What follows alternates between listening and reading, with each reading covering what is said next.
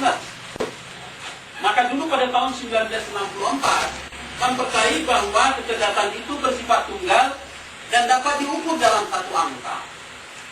Dulu, kalau dianggap orang cerdas itu apabila dia mempunyai kemampuan yang kita sebut dengan matematis dan logis sekaligus cerdas language, cerdas berbahasa. Itulah dulu dianggap orang pintar. Kalau sudah pintar matematik, anak ini dianggap eksklusif dan dianggap di atas rata-rata. Dan anak ini perlu dibina dengan baik.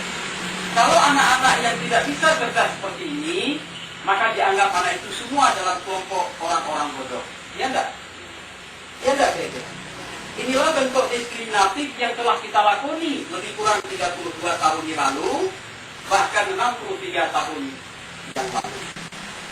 Padahal pendidikan Indonesia tidak boleh menyelenggarakan pendidikan yang diskriminatif, tidak boleh membeda satu anak dengan anak yang lain, karena mereka adalah multi kecerdasan, satu dengan lain sangat-sangat berbeda kecerdasannya. Ada siswa yang bodoh, setiap siswa punya rumpun kecerdasan. Oke, kita lihat bukunya. Ayo Bu, dilihat. Dicatat saja, saya nyambung. 8 rumpun kecerdasan multiple intelligence. Pertama ada kecerdasan linguistik. Ada kecerdasan linguistik.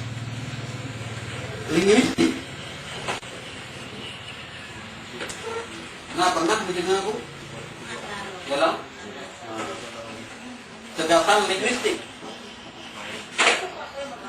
Ya kan? Cepat-cepat Bu, karena waktu. Ada kecerdasan linguistik.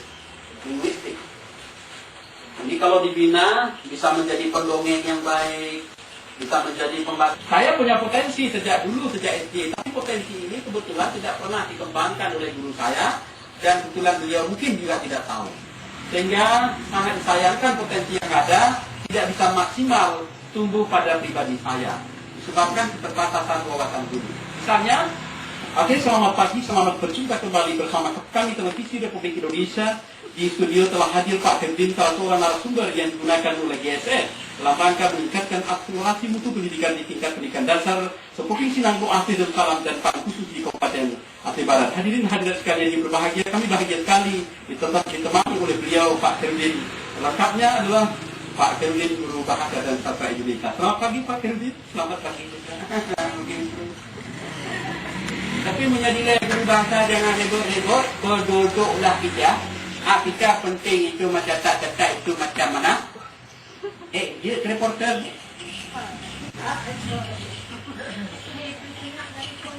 Oh, ini yang le. 1, 2, 3. Siapa masuk bahasa Indonesia hari ini? Menurut saya dengar itu Bapak Oh, ini gabung dia main cakap. Ikan perlu dia mana? Itu nak belajar ikan. 25 itu. Itu pada tengah-tengah kan ada lagi muncul tadi. Ya kan berapa kali? Ya kan 4 kali. Kamu saya 6. Jadi bukan materi pembelajaran yang direkam oleh siswa, tapi anehnya bahasa guru. Ya enggak?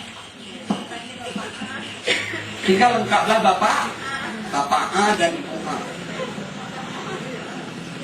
Ya Bu ya? Ya? Seharusnya dilatih. Kalau bahasa Indonesia latih membaca berita, kemampuan alam punya dalam berita, mampu ini dewan berita pertama, keinginan Perdana Menteri Amerika Serikat Indonesia dalam rangka dengan peraturan negara. Inilah berita pertama disampaikan rekan saya. Akun tanah yang cukup mahal harganya dan sangat-sangat dari itu namanya kecerdasan eksterior, termasuk kecerdasan interior, membuat desain dua form